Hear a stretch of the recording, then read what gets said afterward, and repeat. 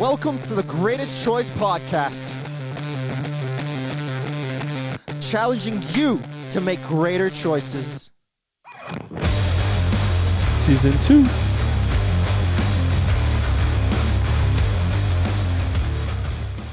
Welcome back to the Greatest Choice Podcast, everybody. We're back. Season 2, guys. How does it feel? Feels great. Took us a while. Right? Longer than expected. This is the longest week. That week sabbatical turned into like a month.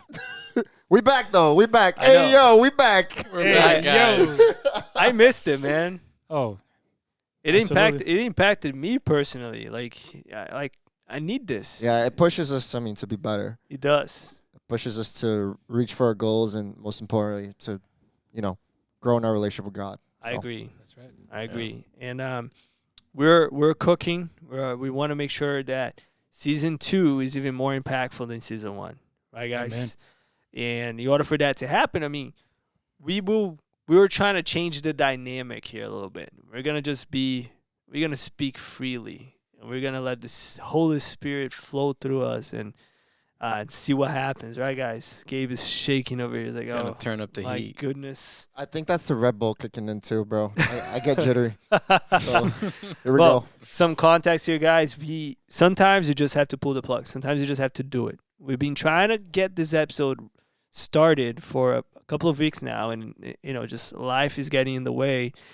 And today is what? What time is it, guys? I don't know how to see it in this 1 watch. o'clock almost. It's almost 1 2 o'clock in the morning on Monday, right? So, but we're gonna get this done. We're gonna get this done because it's important, and we need to do it. And we don't negotiate the time with God, right? No, we don't. We don't. So we gotta make sure that we are here to help. And this week, guys, we got Easter coming. So talking about sacrifice, I think that would be something cool to talk about. What do you guys think? 100%. The Right? ultimate sacrifice. Do you guys sacrifice anything in your lives? I sacrifice a lot of time with my girl, man. I'll be honest. She's probably pissed. She's like, yo, he's up right now at 1 in the morning. Poor girl. Giovanna, we'll spend more time when we get married. Tell her you love her, bro. Come on. We'll spend more time together when we get married. I'll just leave it at that.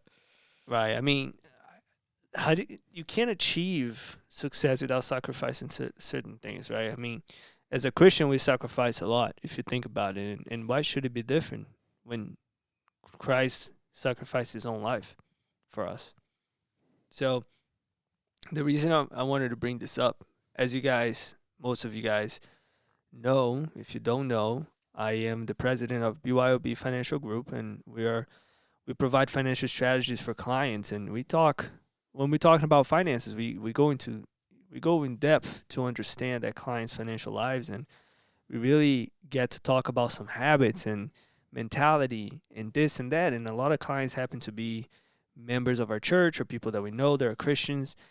And I just see a pattern of people that want to be successful and they want to even get closer to God, but they don't want to sacrifice certain things. They put a blockade, bro. They put a wall. It's that thing that we always talk about. They think about the problem. They don't think about the solution. Right. And we have to switch that thinking. It's like immediately we want to strategize. We want to plan something out. And it's like all of us, oh, man, but, I have this going on. That's like. Yeah, and don't get me wrong. We're not even talking about people that want to close with us. That's not it. No, yeah. Because a lot of the times, if you guys have had meetings with any one of our agents, it's simply we just want to talk about having like the winner's mindset. You're here, you're put on this earth, you're heir to more than 8,000 promises that are on the Bible for you. Right? And when we pray, who can talk about how Jesus taught us to pray? Like the Our Fathers. Yo, so you're the wisest.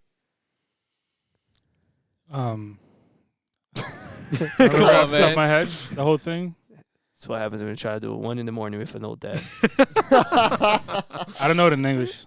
It doesn't say out. I don't. Yo, I think we all only know it in Portuguese. I don't this know is why actually. actually I asked Dilton because I don't know. Our Father, I know the King James says, Who "Thy art in kingdom heaven, come Let the on kingdom hallowed come. be your There you name. go. as it is in heaven." Yes. Okay. Oh, the song got me through it. Yes. Yes. So how, repeat sing the that. song. Repeat that. Your kingdom come, your will be done, here as in heaven. Paraphrasing. No, I'm paraphrasing the song. Wow, that's embarrassing. What kind Like- of Christians are we? Yeah, you know. I don't know. I know in Portuguese. I know it in Portuguese. So yeah, Thankfully, essentially, we're speaking in English. let his kingdom come to you, right? That's essentially what we're praying for. And I think that's very powerful. Like, we pray sometimes and we don't really think about the meaning behind the words that we're speaking. Because I believe that words do become part of existence. Hold on, let me rephrase that. Like, I think you can bring words to existence when you speak them. Words have power. Words have power, right? Talk about that. What part specifically? Like, words have power. Like, why'd you say that? Well, it's funny that you actually mentioned that because I was on YouTube and I was watching a podcast, and one of the things that they were talking about is words having power, and there is this, I forgot the name, but there's a name of this very specific type of experiment where he would grab, shoot, what was it? Esqueci completamente. Well, let me jump in real quick because there's something in regards to words having power. There's something that I hate that people do. I despise. And a lot of people, especially like I feel like immigrant children sometimes do this where they joke around about being poor. I'm like, bro, you don't even know what being poor is like. You like, oh, it's good. It's like, oh, they keep saying they're poor. It's like, no, you're not. First off, you live in the United States. Your parents came here from Brazil, right? You have a job. You have a car. You're living in a house, right? Some of these people that joke around being poor, like your family owns a home. They post a meme about being poor from their I'm brand new iPhone. Yes. Our yeah. parents know what it's like to actually be poor. Us? Bro, no way. Yeah, dude, it's like, It's, I mean, you can always. I'm not a fan of looking down, right? I Uh-huh. always like to compare myself to the people above us. But yeah, you gotta be thankful. yeah, You 100%. gotta be thankful. Like, I think in order for you to start breaking some of those barriers that you mentioned inside of your mind, Yep. I think you first have to be thankful for what you got. Yes. Like, think about that. Because if you're not thankful, if you don't see value on the things that God has already done for you, why would He give you more? Exactly. Dropping bombs, bro. Dropping bombs. Let's go. Right? The Red Bull did kick in. I'm telling you, bro. I get jittery, man. But like, it's those blockades, man. There's this person that it's in my life, and I've been trying to talk to this person. It's like, listen, man, you gotta stop living with fear. Yep. Like, here's the thing, man. When I talk about being an entrepreneur, like, there are people that are not gonna be an entrepreneur. They're gonna have a 9-to-5 job, and it's okay. There are 9-to-5 jobs that pay more than 95% of entrepreneurs. Okay, because not every entrepreneur is gonna start in a business is gonna be successful. But then this guy, he has talent, man. A lot of immigrants coming here, they don't have documents, they don't speak the language, and make a ton of money. This dude this year has documents, speaks the language, right? Dude, take action. Yep. Take action. And Yep. it's just, dude, it surprises me the level of fear this guy has, because this guy is inside the church. He's been in church. He was born into it. And bro, when did you forget the promises that God made you? Yeah. Like, I'm sure you know. Or more importantly, when did he try to search for the promises God made him? Dude, I think that's more important, because there's no, I think you mentioned this the other day, right? There's no blessings without deeds. Right? Is that what you Oh, said? Faith without deeds. Faith without You deeds. can't have faith without deeds. Yeah, exactly. they go Faith hand in without hand. deeds. So it's, dude, you gotta go after it, man. You can't, like, sometimes you're praying for something for your entire life, and God is telling you, dude, just go do it. You're asking for it, go do it. Yeah, man. Sometimes, I mean, the best things in life are on the other side of fear. You have to jump over that. You have to seek it. Like you said, you have to take action. And I feel like that's ingrained in my head now. Like, take action. You want something, take action. Go after it. Make a plan. How are you going to do it? What are you going to do? Like, that's the thing. And today, for us, we say those things because we're on the other side, right? Yeah. Those people, they're still in that side of fear. So it could be hard for them to even picture what they have to do. And I think it comes down to, I mean, you started the podcast talking about sacrifice, right? And the only way for you to achieve something that you don't have is by doing something that you've never done. So you have to sacrifice something about yourself, about your routine, about what you're doing in order for you to achieve whatever it is that you're looking for. So one of the things that I think when you mentioned people not chasing after these promises that are given to them is that I think sometimes they don't even associate like God's promises. I think they almost separate their life as a Christian and their life as like a business, as a Yes. person, as a worker. They go hand in hand. Yep. So God can open doors if you allow him to work through your life. And in order for you to do that, then that's when the sacrifices come in. Dude, Like, that's so powerful. I man. need a new job. You're not gonna get a new job by sitting on your butt playing video games at home, right? Like I gotta cut you off just because otherwise I'm gonna forget. Because you just said something that for me, bro, it's so true. It's so true what you just said. People separate their professional life from their Christianity because they don't think that they can mix it up. Like, let me give you an example. When I started BYOB, right? Rodrigo's here. I was like, yo, we're gonna be a Christian agency, and we're gonna make it clear that that's what we're doing. It's funny because our higher up was like, "You sure? You sure you Yeah. want to do that, man? Because then you're gonna filter out a lot of people." We're like, "Yeah, man." Because Christian like, agency, and we're praying before yeah. every meeting. Yeah, we don't intend to filter out. If the person is uncomfortable, then leave. But dude, I'm not praying. It's like, hey, I'm not Right. trying to convert you. I'm gonna pray because for two reasons. Like, it's my ritual before I go public speaking and stuff. I like to pray. It gets me like ready, right? Because we got fears. It's your We- anchor. It's my anchor, right? It's I don't say anchor. I mean You remember when you said that there are certain things that athletes do to get in that mindset to get ready? it's like a routine. I feel like I don't know if it's an anchor, but it's a routine that I have, right? It's a routine that associates me with success. But then to Newton's point, and I think people need to understand this: you're a Christian, period. You're not Christian when you're in church, and then you're the business guy. Because I was like this for a long time. I used to go to church, not really be active, but then at work I wasn't. People didn't even know I was a Christian.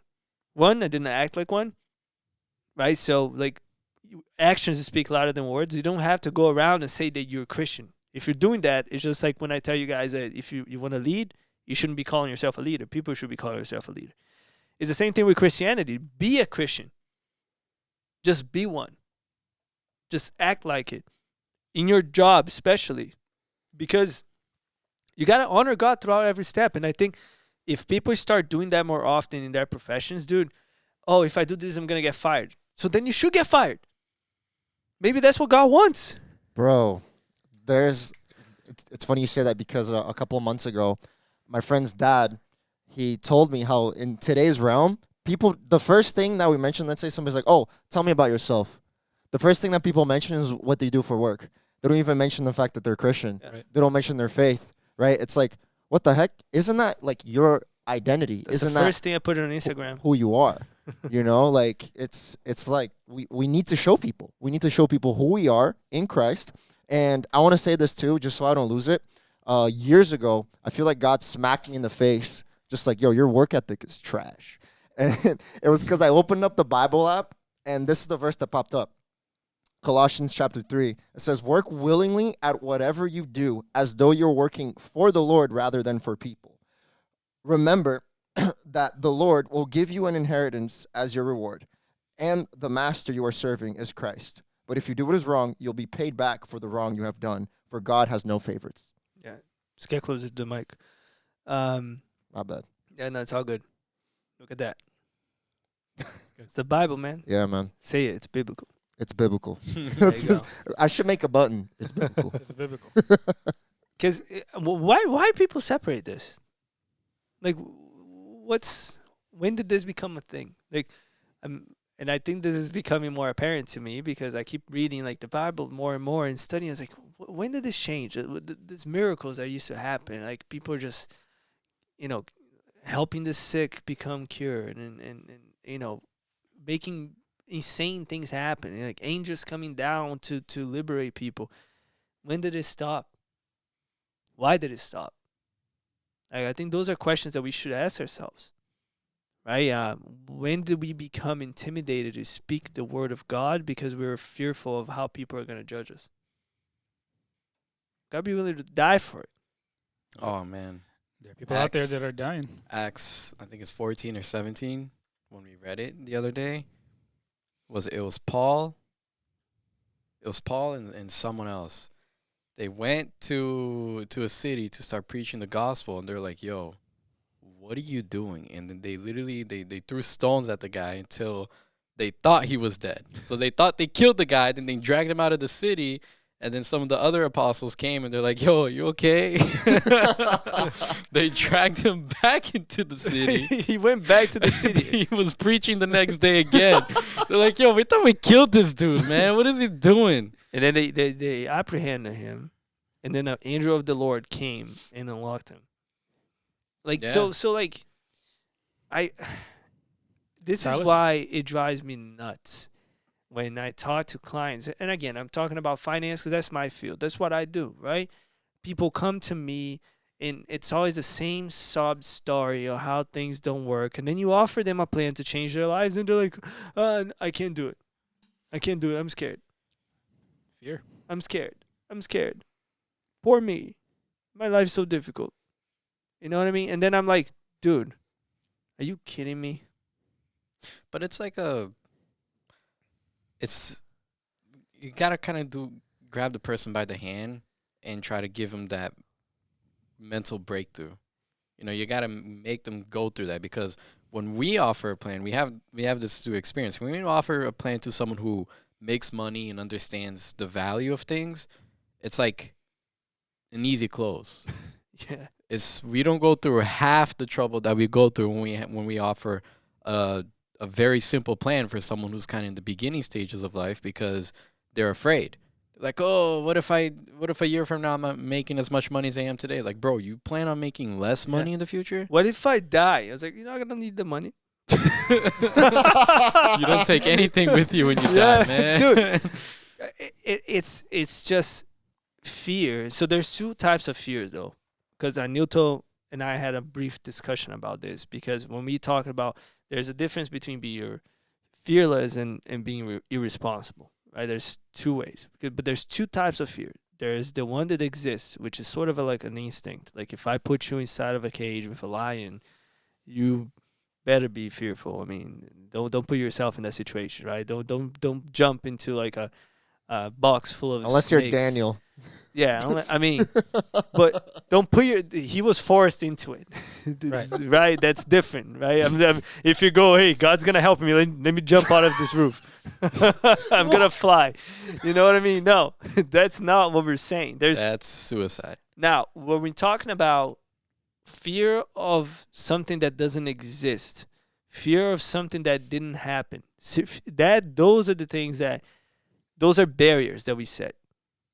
Because it doesn't exist. Like, you fear of, when I ask people, what are you afraid of? They don't know what to say. They start making scenarios up in their head. You Right? know what it could be too? Like, I know you guys are saying that you're offering your plan. Maybe they just can't visualize it. Oh, that's a big one too. That's good. Expand on that. Maybe you guys, like I said before, you guys can see it because you're on the other side, but because they're so stuck in their ways, they're so stuck in what they're doing, they're complacent, feels normal to them.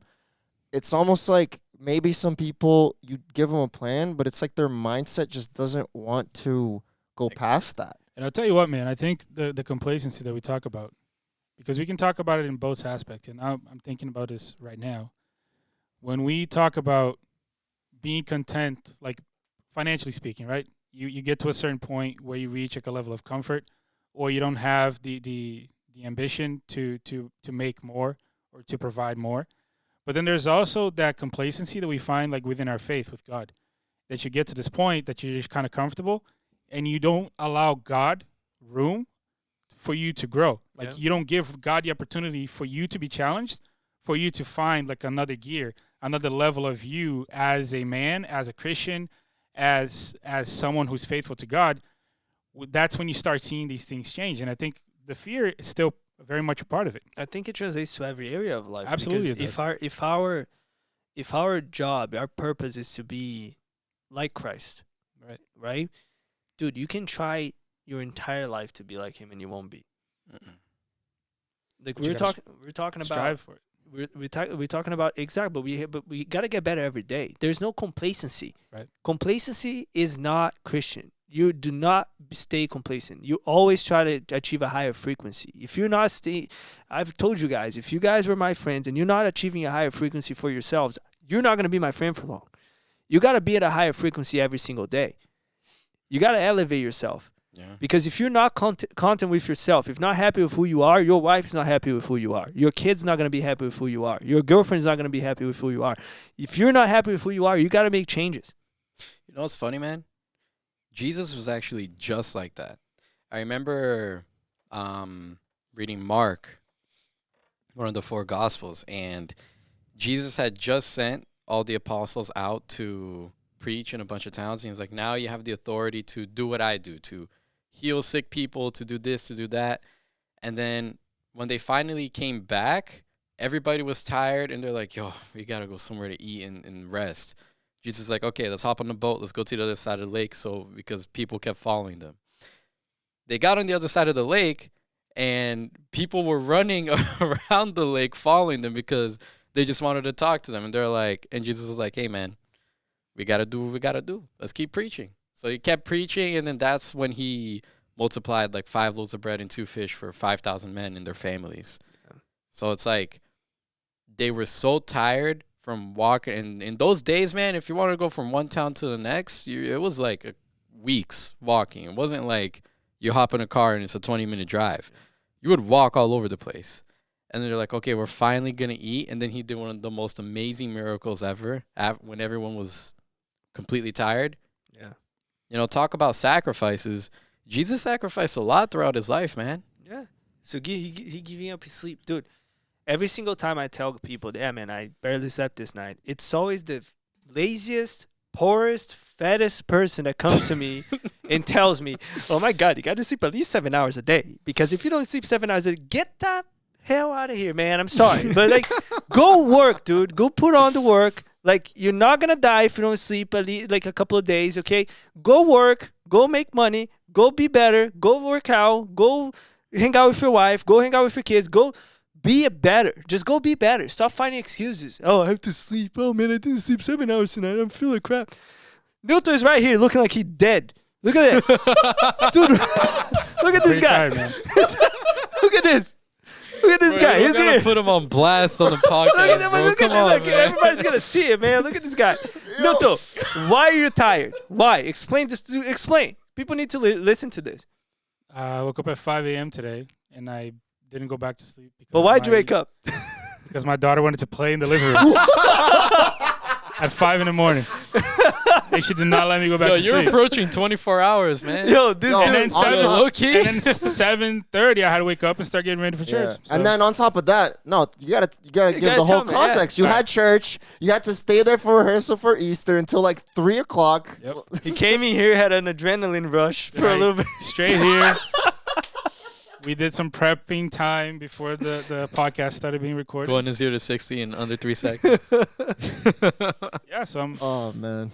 I'm up there. But I'm here. There you go, man. But yo, you won't die. I Put in the promise work. you. Promise Nah. you won't die. You'll Yeah, be I've good. done this multiple times playing FIFA, so I can There do you this go. over the quarter podcast. And that's the Boom. thing, bro. The same people that tell me that I have to sleep 7 hours a day, every Friday they're in clubbing until 5 in the morning. Right. Or just doing anything else, man. Anything, yeah. Anything else. It's like, If I was home just like binging on some show, it would have been fine. So exactly. Like we just gotta put in the work, man. gotta stop finding excuses, man. Stop. Sacrifice. Sacrifice. There you go. Hey, man, while we're on sacrifices, Jesus on the cross. Why is that so important? I mean, Why, Gabe? Why, Rodrigo? Why? Why is it? No, I want to, you know. Yeah. What? Okay. Why? What? Why is that? Well, I mean that's one.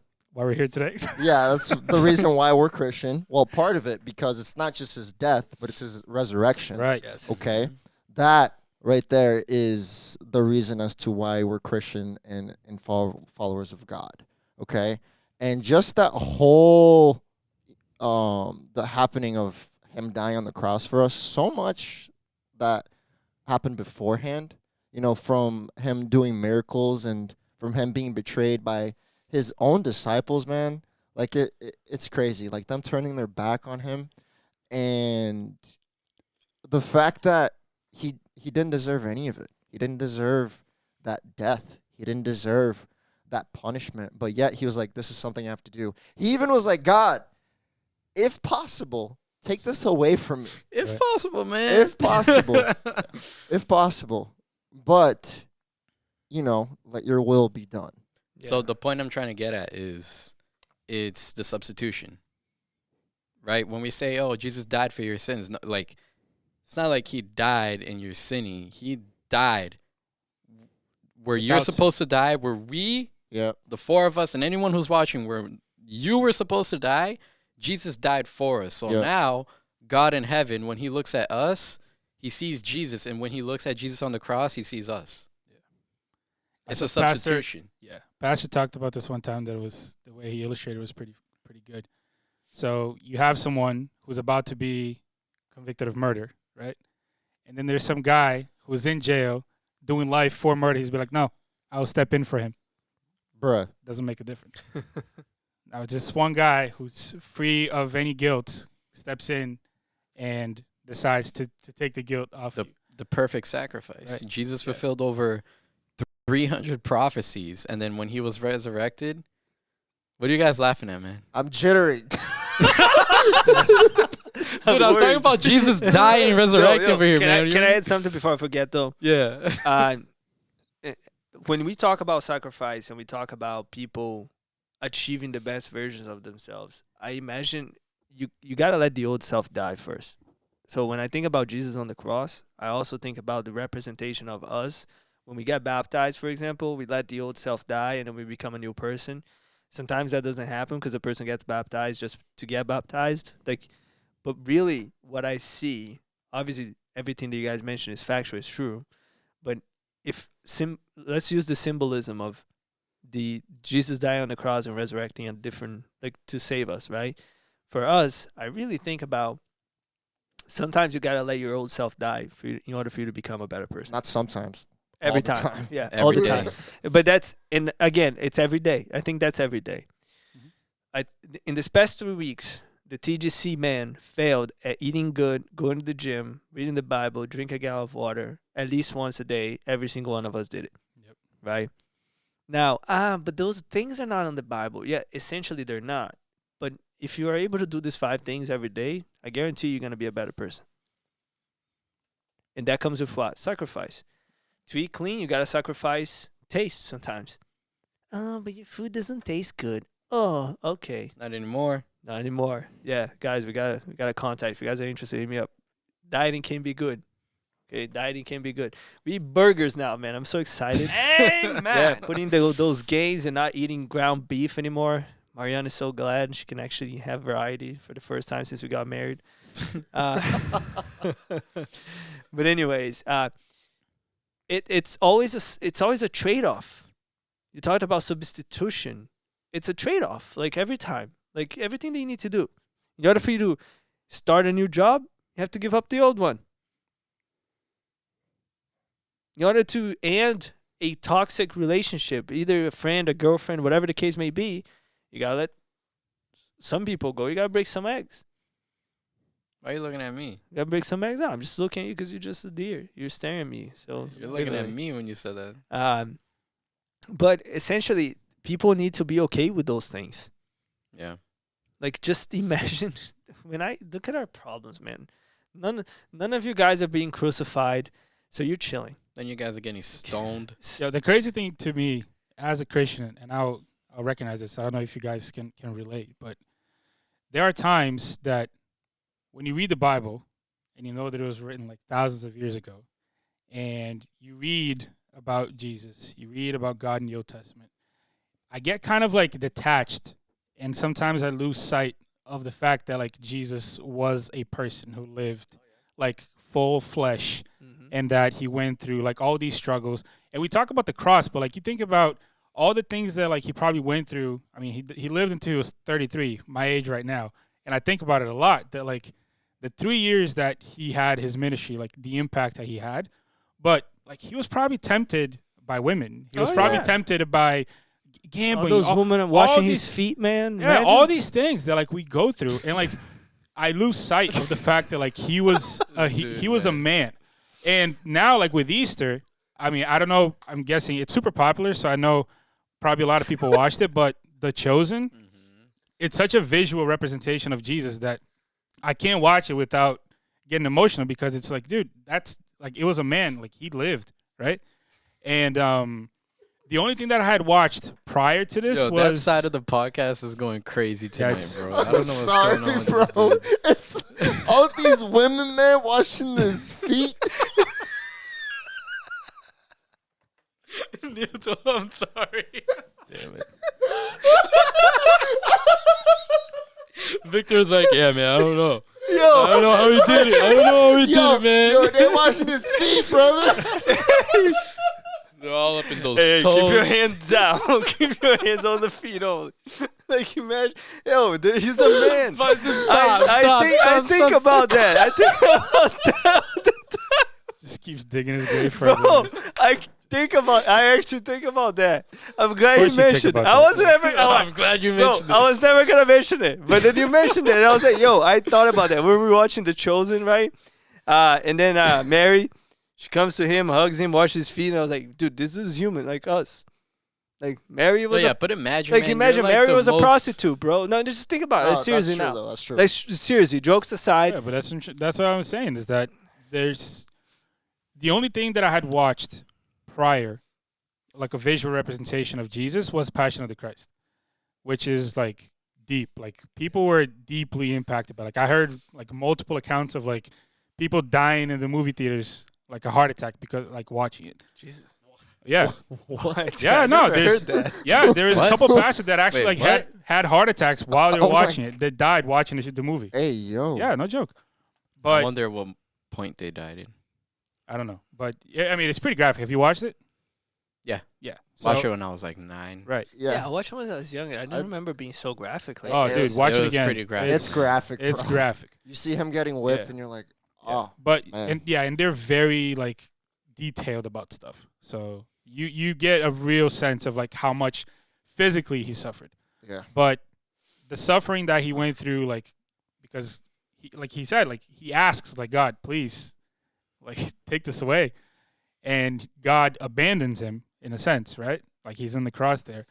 But watching The Chosen, man, it gives me like this new level of like intimacy with Jesus the person, because it's this representation that it's like it was a man, like he went through like all these things, and now through Easter when we talk about the resurrection and stuff, it hits home that all the sacrifices that he went through and the ultimate sacrifice is the reason why we get to do this today. dude, when you mentioned that, when Jesus says in the cross, "Father, why have you forsaken me?" Yeah. Right, and then he takes that deep breath, and then his spirit fades away. I think that's when he surrendered. Like, I think that to me, and I even mentioned in one of the trainings that we had on Saturdays, it's just like, to me, when you're going to do something, you got to surrender yourself fully. And when if you're a Christian, you have to surrender yourself fully to God. You don't get to choose which category you want to be fully, surrender yourself fully to. You got to surrender everything. Full dependency. Full dependency on God, financially, spiritually, physically, everything on God. Like, I fight every day because sometimes I catch myself trying to control situations. Like we're like next week, for example, I'm like, "Hey guys, how's our calendar looking?" I know that's gonna happen. Something's gonna happen. I don't know. We can't. There are certain things that we can't explain rationally. Pastor talked about today. Jesus doesn't have to prove anything to us. We don't need. God doesn't owe us an explanation. Exactly. And, bro, there's enough proof as it is. There it is. Let's be real. There's enough proof as it is. Like, oh, people keep arguing if Jesus was even a person. Like, bro, are you dumb? Really? I'm sorry. I shouldn't say that. That was messed You up. should. You should. It's okay. It's Wait, alright. what But year when are you we go in? and you research it, it's What like year is it? there are accounts of people who weren't Christian at the time and were against his message, who were like, they wrote about Jesus. They wrote about a prophet who was, causing a lot of commotion. Over 500 people saw Jesus after he died.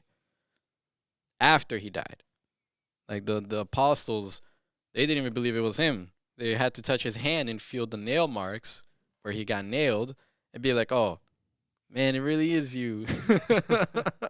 No, but dude, just imagine this, and that's another thing too. I maybe because I'm newer in faith, like sometimes I judge myself, like, oh my God, I don't have enough faith. I don't have enough faith. Like, why am I scared of this? Why am I not doing this? Why am I letting this? Because sometimes you get so scared, and sometimes there's so many problems that you have to solve that you can't see anything but problems, and then you feel stuck, and then you feel anxious, and then you feel like you're gonna explode, right? And then I take a deep breath, and I was like, oh my God, dude, God died on the cross for us. Yeah. This dude was struggling, not me, right? And then I take a deep breath, and it's like, all right, let me get composed again and do this. It's just, man, it's faith, Rodrigo. I think it all comes down to being faithful, man. Yeah. Like, you gotta be faithful. Dude, and when you mention the hole in his hand, goes to show you how much he knows his apostles. Yeah. Or his disciples, sorry. So he could have just been like, you know what? I'm going to resurrect and my hand's going to be fine. Like, let's just imagine this. This isn't in the Bible. It's just my imagination. Yeah. Dude resurrects. It's not biblical. Yeah. It's just like, dude resurrects and he's like, oh, no, I need the hole here because I know there's some idiot disciple who's going to see me walking on water. Who's going to see me and be like, yo, you actually Jesus? Yeah. It's like, yes. Dude, if the disciples of God that were right there still doubted him and still betrayed him, like, what chance do we have? Like, think about that, right? So it does take faith. It's crazy, right? Because we're humans. We're gonna fail. We're not perfect. We fail every day. We sin every day. It's bound to happen because, and I'm not trying to make excuses for us being like, for the lack of faith that we have, but even his disciples, they were right there. They witnessed miracles. Crazy. And then they go and they betray Jesus. Yeah. They Multiple. deny him. Yep. They deny him. They betray him. But it just goes to show you how much he knew them on a personal level. Yeah. You know? And how much he knows us on a personal level. You know, Better like than- he knows better than we know ourselves. he knows every single strand of Nilton, of Dang. hair. I still have some strands. Oh, there we go. Yeah. I don't see it. He didn't say where. You're nasty. Bruh. Too much today, man. Hey, dude, he has That food. monster hit you like a truck, bro. His beard. Look at that. Yeah, Rodrigo, what are you doing, bro? Dude. Anyways, let's continue with the conversation. Nilton is stressed. Look at that. He's like, I need to go to bed, bro. No, I'm good actually now. Denial, guys. He's in denial. Anyways, sacrifice. I think honestly that us as Christians, we need to focus on what Jesus did to us. Understand Did what for he us. did For for us. For us. For us. All three of us. For Well, us. he does a lot to us as well. He does a lot for us and to us. And just when we face our problems, just like look at it like with an eyes of the supernatural that can happen in our lives, like, because that's very important. Sometimes you don't know where the solution is gonna come from. Bro, I remember this now. I mean, I think you guys were there too. Pastor talked about this, I think it was last week, when he talked about Noah. And I had never thought of it that way. Like, imagine this. Like, God sent him all the instructions, everything that he needed to do in order to build the ark. But imagine, like, how much faith it took for him to, like, chop down those trees up to the point where he, like, built an ark. Imagine, like, put yourself in Noah's shoes, like, going out there and chopping that first log. How long did it take? I don't know if it mentions the I don't time know. frame. That's true. But it's enormous. And it was like a very complex thing. So like the mindset that he had to be in for him to chop that first tree log and be like, eventually this is going to become an ark. Like, you can't visualize it, but like God told him and gave him the instructions. But like with all his faith, he was like, okay, I'm going to do this. It hadn't rained in however long, and somehow it was going to rain, and the earth was going to be. Rain like wasn't a thing. No, right? it was going to flood. So like imagine how wild it was for him to have enough faith in God to actually put the work in and go out there and do it. So the same amount of faith that took him, that first tree log, however long it took to get to the end and actually build this thing. And not only after that, after it was built, now you have to be like, bring the animals in, and rain is going to come down so hard that it's going to flood the earth. Like, that's wild. Yo, do you think God provided them with air fresheners, bro? Like, I'm sorry. Bro. Just in that Can you ark. imagine? Oh, my Oh, gosh. but dude, can you imagine how people smelled back in the Oh, days, bro? The shower man. wasn't a thing. Like, Sorry for that tangent, but yeah, no, jeez. but yeah, Just- That's But yo, you talked about this, and then we translated to today. People have problems that are this big, and Right. they can't solve it. They can't get past it, and 20 years go by, and they're still facing the same problems. but Can you imagine Going how back to- miserable your life must be? But going back to the faith part of it, where I mean I'm guilty of it too, is that I just saw this video yesterday that was really cool too. Is that Season talked 2, about bro. perspective. Season 2. yeah? So you're in the woods, and it's completely dark. You can't see your way out, but they ask, "Can you see the way out of the woods?" You can't. Can you see your next step? You can. So you just take another step. Eventually, you'll make your way out. Yeah. Keep going. That's a good. I'm done. What? I don't know. It's this man, bro. Bro, what was that air freshener thing, man? What was that? Season 2, boys. Yo, this is what happens when you record it late at night. I man. like it, bro. But I here's like- the thing. What I thought you were also gonna mention how Christians have 6 senses. I'm gonna let them stop so I can do this point. Alright, that's good. Okay. So, Cut so much of this episode.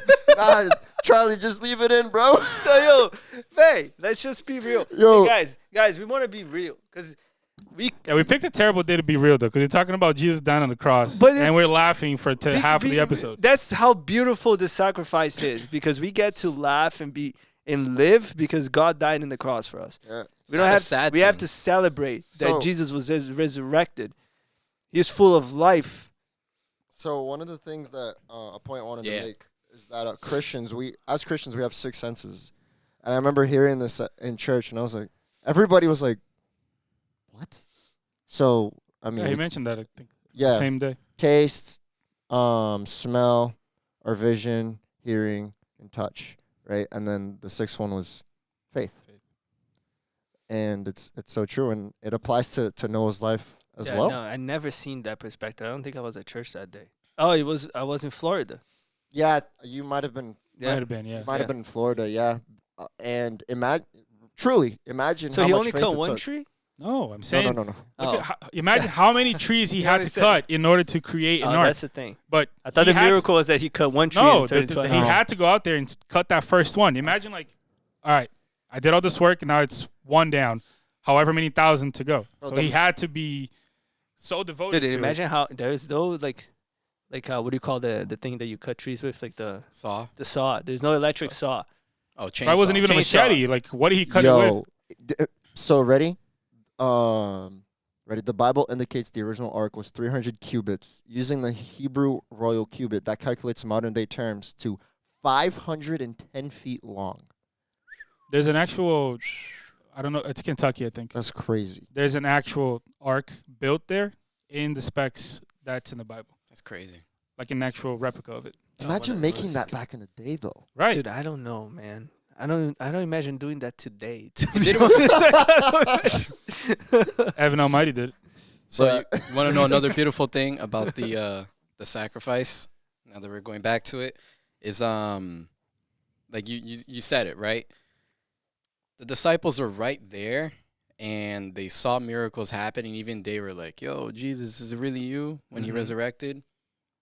And you said if they don't have a chance, if they didn't have a chance, like imagine us.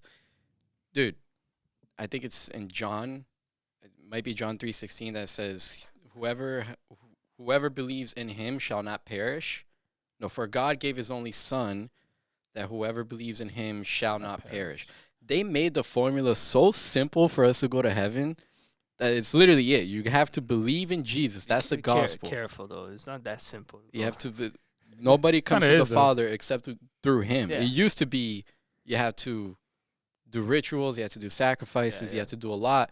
And now, after Jesus' sacrifice, they made the formula very simple that you are only saved through the grace of God. Literally, you're only saved through the grace of God. There's no amount of work that you can do that's going to amount to the perfect sacrifice. Like they're very, I feel like they're very adamant about making that such a vital point.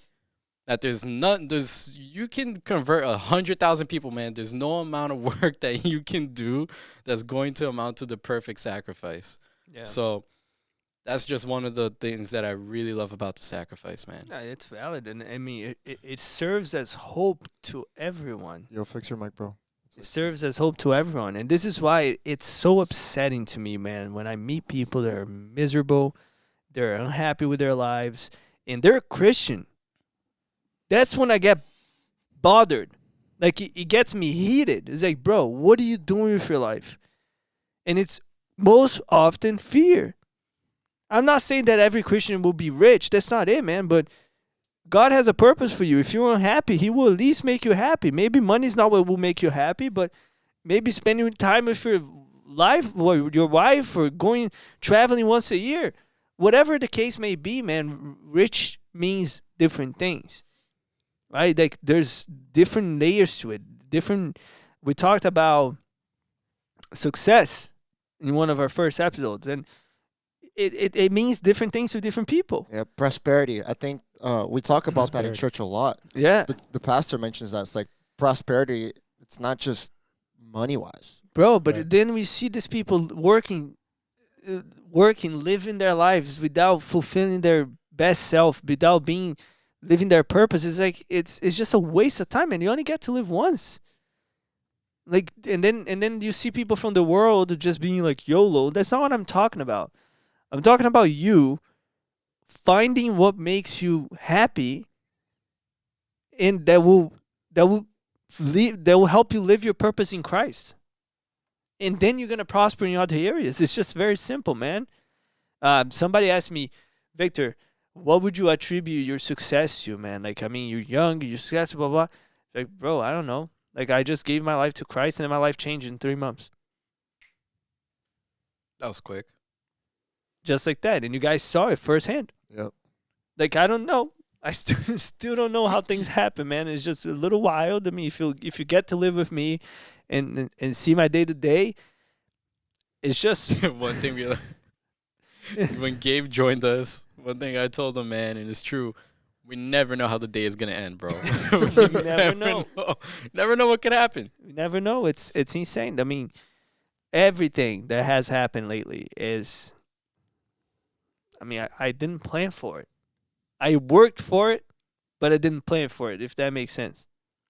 Because in in order order for for God- happen way further down the line. In order for God to bless me, I need to put in the work.